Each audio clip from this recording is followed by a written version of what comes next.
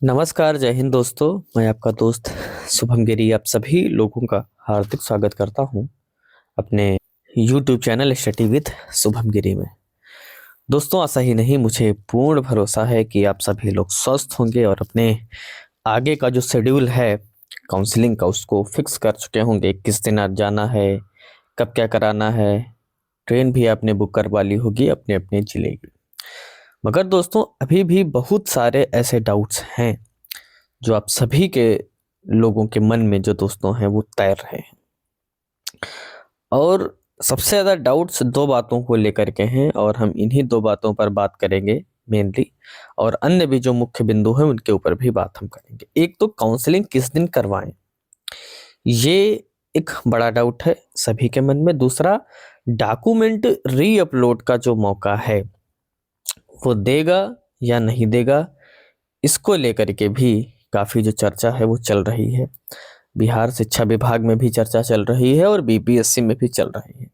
तो दोस्तों, एक सारगर्भित चर्चा, और जो होना चाहिए वो भी मैं आपको बताऊंगा, और काउंसलिंग किस दिन आपको करानी चाहिए ये भी मैं आपको एक सटीक टाइम भी आपको बताऊंगा।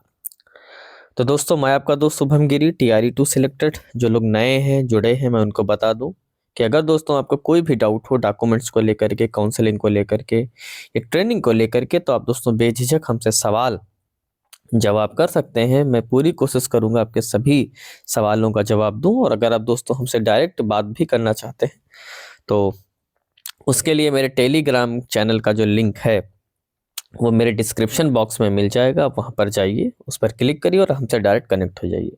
और दोस्तों, अगर आप चाहते हो कि काउंसलिंग, फिर ट्रेनिंग और आपकी ज्वाइनिंग तक सारी अपडेट्स ऑथेंटिक रूप से आपको मिलती रहें, तो आप प्लीज़ हमारे चैनल स्टडी विद शुभम गिरी को जरूर सब्सक्राइब करें और बेल की घंटी को दोस्तों जरूर बजा दें, ताकि जैसे ही कोई ऑथेंटिक न्यूज आए या आपको कोई डाउट हो तो मेरे वीडियो को देख करके आप अपना डाउट क्लियर कर लें। ठीक है, तो चलिए दोस्तों व्हाइट बोर्ड पर चलते हैं और आज का डिस्कशन शुरू करते हैं। दोस्तों, सबसे पहले मैं बात कर लेता हूं कि काउंसलिंग आपको किस दिन करानी चाहिए। क्या कोई शेड्यूल भी आएगा, यानी कि जैसे कि 1 to 5 का कब होगा, 6 to 8 का कब होगा, तो इन सारी बिंदुओं पर मैं चर्चा आज आपसे करने वाला हूं। दोस्तों, पहली चीज तो आपको पता ही है कि जो आपका वेरिफिकेशन होना है, यानी कि जो काउंसलिंग वेरिफिकेशन, एक ही चीज दोस्तों वहां पर बोली जाती है, वही काउंसलिंग है, वही आपका वेरिफिकेशन है। 21 से 30 जनवरी तक होना है, आप सभी लोगों को बेहतरीन ढंग से पता है, यानी 21 से स्टार्ट है।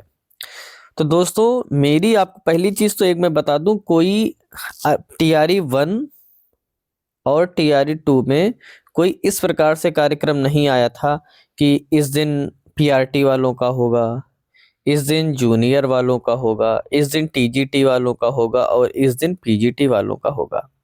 अभी तक जो दोस्तों नियम रहे हैं बीपीएससी में कि जो भी डेट है, यानी 21 से 30 जो डेट है, आप इनमें किसी भी दिन, आप इसमें किसी भी दिन जा करके वहां पर डॉक्यूमेंट वेरिफिकेशन, यानी जो काउंसलिंग है अपनी, आप वो करवा सकते हो। इसके लिए कोई भी स्लॉट नहीं दिया गया। दिन के स्लॉट फिक्स होते हैं कि 9 बजे से शुरू करेंगे, 5 बजे तक डॉक्यूमेंट वेरिफिकेशन करेंगे, बीच में 30 मिनट का समय रहेगा।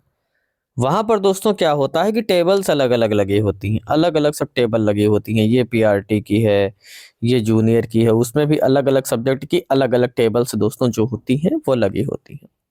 तो दोस्तों, जो जो लोग इस समस्या में फंसे हुए हैं कि हम किस दिन DV कराने जाएं, तो वो लोगों को मैं बता दूं कि अगर आप किसी डेट के सहारे में बैठे हो कि आपको कोई पार्टिकुलर डेट मिलेगी, तो दोस्तों बहुत मुश्किल है।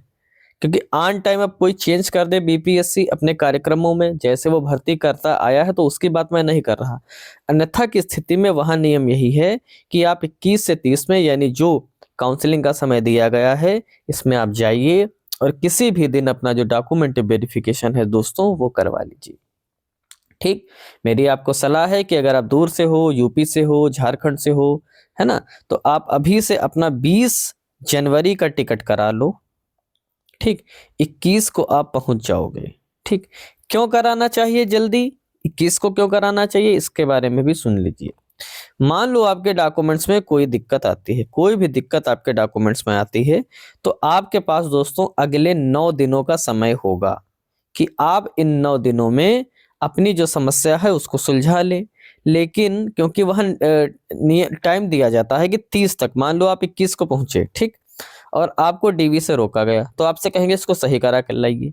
तो सही करा कर लाने का समय आपके पास सिर्फ 30 जनवरी तक ही होगा, राइट, कि 30 तक बोलेंगे आप आकर के करा लीजिए। अब पता चला आप पहुंचे हो 28-29 को आखिरी में, तो आप बताओ आपके पास कितना समय बचेगा, कि आपको सिर्फ घर आने में ही समय निकल जाएगा। इसलिए दोस्तों स्टार्टिंग में ही आप लोग जो अपनी डीवी है करवा लीजिए, वरना दोस्तों आपको लास्ट में, मैं सच बता रहा हूं, पछताने के अलावा कोई ऑप्शन नहीं बचेगा। स्टार्टिंग में ही जाइए, डॉक्यूमेंट वेरिफिकेशन कराइए, कोई भी कमी होगी बता देगा। 9 दिनों का समय रहेगा, बहुत आसानी से अपनी जो समस्या है उसको आप सुलझा लेंगे, कोई किसी प्रकार की दिक्कत नहीं होगी। अन्यथा दोस्तों दिक्कत आपको हो सकती है, ये आप मान करके चलिए। अगर बड़ी प्रॉब्लम हुई, छोटी मोटी दिक्कतें होगी, नाम में मिस्टेक है, ये सब तो चल जाता है। लेकिन अगर कोई बड़ी मिस्टेक्स होती हैं आपके मेन डॉक्यूमेंट से रिलेटेड, जैसे 10 से कोई रिलेटेड है, ग्रेजुएशन से कोई दिक्कत है, तो फिर आपको दोस्तों दिक्कत हो जाएगी।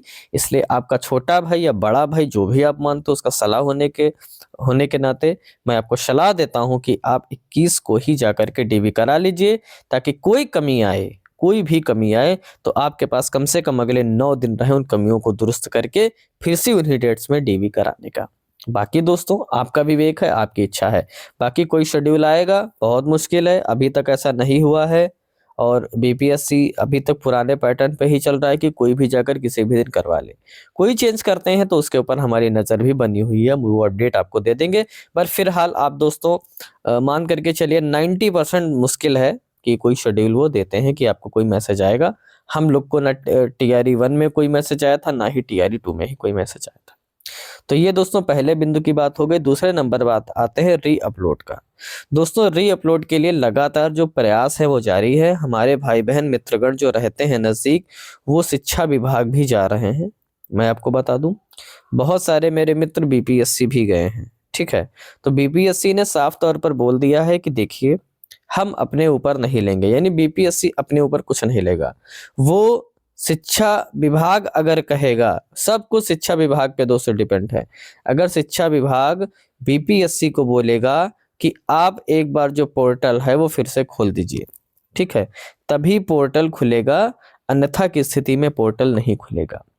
अब सवाल मेरे दोस्तों आप सभी लोगों का ये बनता है कि अगर री अपलोड का मौका मिलेगा तो हम कौन कौन से डॉक्यूमेंट री अपलोड कर सकते हैं। तो मैं बता दूं, अगर री अपलोड का दोस्तों मौका मिलता है तो आप सारे डॉक्यूमेंट्स भी री अपलोड कर सकते हो। जब पोर्टल खुलेगा तो सारे ऑप्शंस वहां पर खुल जाएंगे री अपलोडिंग वाले, ठीक है। तो आपको दोस्तों मौका मिल जाए तो जो भी डॉक्यूमेंट्स में आपके प्रॉब्लम है, आप वो अपने डॉक्यूमेंट्स इस बार बहुत ही अच्छे से अपलोड करना, वरना फिर आपको दोस्तों जो दिक्कत है वो हो जाएगी। और मैं नहीं चाहता कि आपको किसी भी प्रकार की जो दिक्कत है वो हो, ठीक है दोस्तों।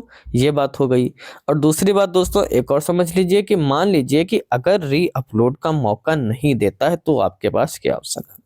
तो दोस्तों आपके पास लास्ट में फिर एक ही ऑप्शन बनता है, वो बचता है शपथ पत्र, जिसको अंग्रेजी में आप एफिडेविट बोलते हो, ठीक है। फिर वही ऑप्शन है कि एफिडेविट आप बनवाइए, है ना।